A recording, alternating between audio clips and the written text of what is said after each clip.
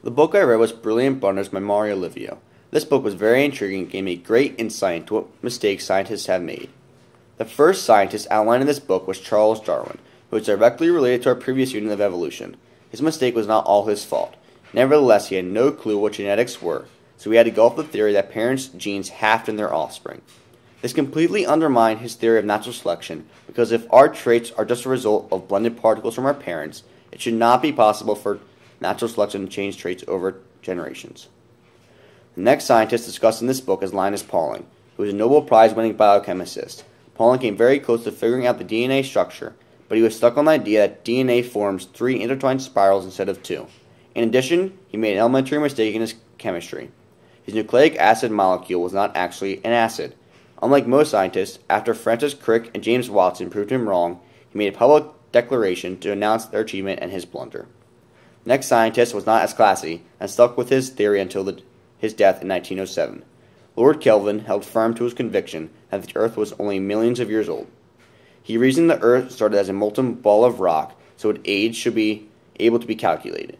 He did the math and concluded that the Earth was roughly 100 million years old, and if the Sun was billions of years old, it would have burned out long ago.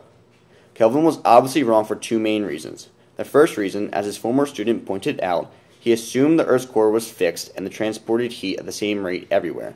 But as we now know, it's more like boiling water and has hit certain spots with heat more than others. The second reason is quantum physics. Radioactivity helps keep the Earth's core warm, and nuclear fusion has kept the sun burning for 4.567 billion years.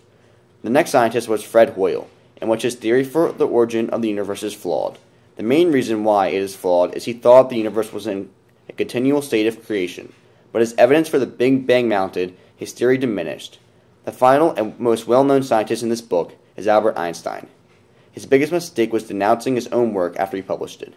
He said in one of his books that he doesn't know why the universe doesn't cave in on its own empty space, and provided a theory now known as the cosmological constant, that a mysterious force must push out on it.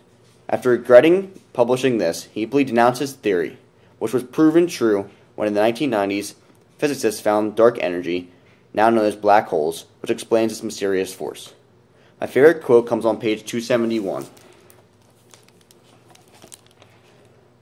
when it says, "We must, however, acknowledge, as it seems to me, that the man with all the noble qualities, with sympathy which feels for the most debased, with benevolence which extends not only to other men, but to the humblest living creature, with his godlike intellect, which has penetrated into the movements and constitution of the solar system.